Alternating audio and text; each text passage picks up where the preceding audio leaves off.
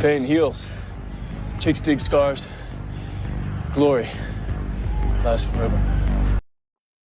Sophie Cunningham, keeping the WNBA afloat. Welcome back to the channel. Thank you for being here. Appreciate all of your support. Shout out to the 19. Hope y'all having a fantastic day. So Sophie Cunningham has had some issues with some of the officiating, as we all know, this season. We can go back to the Connecticut Sun game and the J.C. Sheldon stuff and on and on. Anyway, there's been a lot of questionable calls, shall we say, and she did a TikTok video where she took a shot at the officiating and she got fined, I think, $500 or something like that. And then the first episode of her new podcast, she took another shot at the officials and now has received yet another fine. I'm going to let her talk about it and then have some thoughts, obviously, on this approach to the officiating in the WNBA. So let's take a listen to this first. We were talking about like our first week, what people had to say. Well, the WNBA fined me for No! You got fined for episode 1? Dude, they fined me $1,500. I'm like, what? Can I just point out that it's interesting that she's laughing in a pitch that only dogs can hear? Come on. Anyway. I'm like, this is just the beginning. I was like, you're kidding. Oh, way. I'm glad that you saved that for this and didn't text me, because that's unreal. I mean, it's cool for the pod, but that's kind of a bummer. When you get fined, do they put like verbatim, like quote here, like this is why you're being fined and this is why it's this much? Or is it like, hey, quit talking shit on us, Venmo us like $1,500? No. What happens is they email our GM, and she pulls me aside and she goes, come here, Soph, I have to talk to you. And this was in like front of everybody. And I was like, what did I do now? And she just smiled and she goes, hey, they're going to fine you again. They're like, I was like, I even told them, I even credited them that their job was hard. I did say that. And I said that I would not be good at it. I did say that. Like, look at the whole picture. What are we doing? But yeah, so I got fined for that. So here's what happens. Sophie Cunningham went from the Phoenix Mercury to the Indiana Fever. And as we know, for reasons that we have not been able to figure out, we're still trying to figure it out. We're still trying to pinpoint exactly why. The Fever get a lot of attention. They get a lot of attention. They get a lot of fans showing up at games, a lot of fans watching on TV and so forth.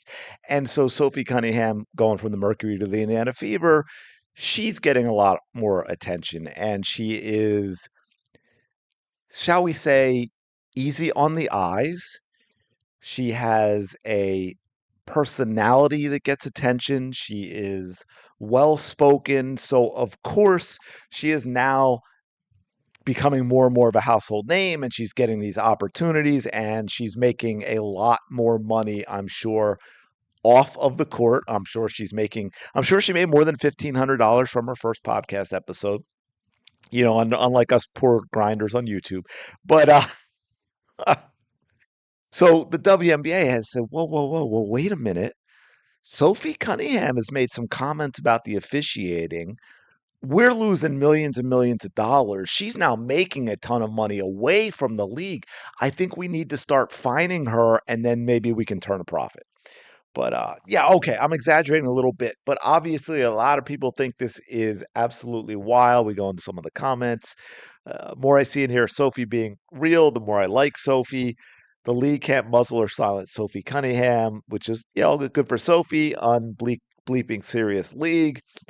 I think it was what she said in her first podcast. Yes, they'll fine players for calling out the refs, but there are no fines for attacks on fan bases, such as those we've seen from Melissa Thomas, Brittany Griner, Nafisa Collar, AJ Wilson, Angel Reese, and on and on and on. It's absolutely wild. $1,500 fine. F this league. They've got a petition on the officiating. Unbelievable. No other ref league does this, but heard safe space crap. Now, I wanted to to go through and get down to that because that's the one I kind of wanted to talk about a little bit. I will say this, and again, this We goes were talking back about to, I like think, our first week. Sophie, come on. This goes back a little bit to the WNBA kind of branching out into new territory and having a lot of people that watch this league that aren't sports fans. You may have heard me say that once or twice, but like that last comment, and I think a lot of people, as you could see, how he was. Oh man, his name escapes me now. And does anyone really care? Sorry, no offense. But the gentleman doing the co-hosting with Sophie, like, oh, I can't believe you got fined. This is as crazy as it sounds. And I'm not saying I agree with it, and I'll get to that in a moment. But this actually is normal. All the leagues do it because the officiating is a problem. In the NFL, player, coach, if you criticize the officiating, you will get fined. NBA, you will get fined. This is normal. Now, those fines are so much bigger than what happened to Sophie Cunningham, and for obvious reasons. Although actually, it's probably less of a dent in a lot of their salaries than $1,500 for Sophie. Although again, off the court, she's probably just fine now. But yeah, this is normal, and it's a problem that we've been dealing with in these leagues, because especially now when you add in what we all know has to be corruption. This is me allegedly saying this because of where sports betting is now. That everybody can, with computers and everything, with the legalization and the smartphones with the apps and the computerization of betting on almost everything. It used to be you bet on games, and it's like now you bet on who's going to make the third basket, and is it going to be in the first 2 minutes, and is it going to be a 3-pointer, and like parlays. It's insane.